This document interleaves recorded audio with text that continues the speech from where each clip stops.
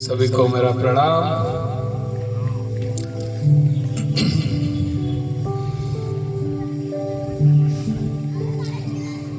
कि हम मनुष्य भी बड़े अजीब हैं। कोई चीज नहीं मिलती तो हम सब्र नहीं करते, और मिल जाए तो उसकी कदर नहीं करते। एक बहुत अच्छे महात्मा होते हैं, बाबा होते हैं।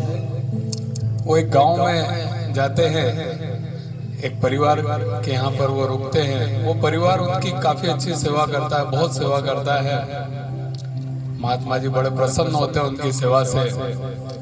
विदाई का समय आता है, घर का जो मुखिया होता है वो कहता है कि हमारे पास देने को बहुत ऐसा तो कुछ है नहीं, बहुत ज्यादा, और इतने सक्षम भी नहीं हम, पर फिर भी एक बकरी उनके पास रहती है। वो बकरी वो महात्मा को दान कर देते हैं। महात्मा जी सोचते हैं यार अब इस बकरी का करूंगा क्या मैं, पर ठीक है, इनका इतना मन रहता है कि वो मना नहीं कर पाते।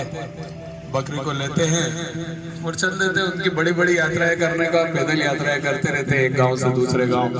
बकरी को लेके वो निकल जाते हैं पैदल पैदल। थोड़ा चलने पर उन्हें लगता है कि बकरी बेचारी थक जाएगी, इतना चल नहीं पाएगी, और मुझे तो काफी यात्राएं करनी है, काफी दूर तक जाना है। तो वो बकरी को अपने कंधे पर बिठा लेते हैं और चलने लगते हैं।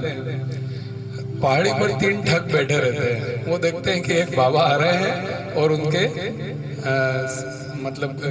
कंधे पे बकरी है। वो उस बकरी को ठगने की योजना बनाते हैं कि यार इस बाबा से अपन मिलके किसी भी तरह बकरी ठग लेंगे और आज अपने लंच का इंतजाम हो जाएगा, बकरी मिल जाएगी तो ठीक है। तीनों जो ठग होते हैं वो अलग अलग जगह छुप जाते हैं।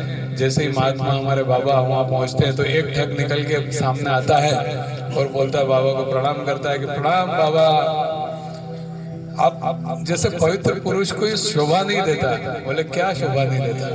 कि एक कुत्ते के बच्चे को आप कंधे पे बिठा के घूम रहे हो। तो बोले किसी मूर्ख जैसी बात करते हो, ये कुत्ते का बच्चा के दिख रहा है तुम्हें, तो बकरी का बच्चा है।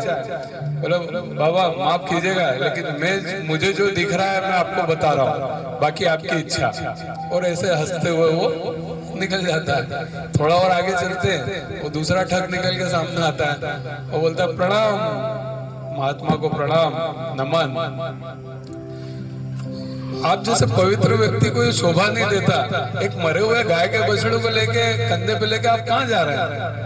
तो बोले कैसी पागल जैसी बात करते हो, ये कोई गाय का भरा हुआ गाय का बछड़ा दिख रहा है तुमको? महात्मा बोलते हैं बकरी का बच्चा है और उसको लेके जा रहा हूँ। बोले महात्मा जी मुझे माफ करना, लेकिन जो मैंने को दिखा वो मैं आपको बता रहा हूँ, बाकी आपकी इच्छा, आपको जो करना हो करो। ऐसा करके वो भी मुस्कुरा के आगे बढ़ जाता है। थोड़ा और आगे बढ़ते हैं तो तीसरा ठग निकल के आता है और बोलता है प्रणाम गुरुदेव प्रणाम, और बोलता है मैंने दुनिया में आप जैसा आदमी नहीं देखा जो गधे को कंधे पे बिठा के ले जा रहा है। तो बोले कैसी बात कर रहे हो, ये गधे का बच्चा है, ये तो बकरी का बच्चा है। बोले माफ करना, लेकिन मुझे जो दिखा वो मैं आपको बता रहा हूँ, बाकी आपकी इच्छा। ठीक है साहब। अब महात्मा जी का दिमाग खराब हो जाता है कि यार ये क्या, कोई बोल रहा है कि मरा हुआ गाय का बछड़ा, कोई बोल रहा है कुत्ते का, कोई बोलता है गधा। तो उनका दिमाग खराब हो जाता है। वो बकरी को उतारते हैं और उसको वहीं छोड़ के और आगे बढ़ जाते हैं, अकेले पैदल चलने लगते हैं। कहानी यहाँ खत्म हो जाती है, लेकिन इस कहानी से हमें जो शिक्षा मिलती है उसको समझने की बात है कि हम अगर लोगों की सुनेंगे तो कभी भी हमारे लक्ष्य तक नहीं पहुंच पाएंगे। छोटी सी कहानी है, लेकिन हमें जीवन में बहुत कुछ सिखाती है कि अगर हमने लोगों की सुनी तो हम कभी भी हमारे लक्ष्य को, हमारे गोल्स को प्राप्त नहीं कर पाएंगे। क्योंकि ये जो दुनिया है, यहाँ के जो लोग हैं, है ना, इनकी जो बातें हैं, अगर अपन ने इनकी बातों में उलझ गए तो लोगों की क्या बोले। लोग तो ऐसी बात बोलते हैं जैसे जामफल खरीदने वाले से बोलते हैं कि जामफल मीठे है ना, और बाद में उसी पे नमक लगा के खाते हैं। तो लोगों की बात क्या सुनेंगे?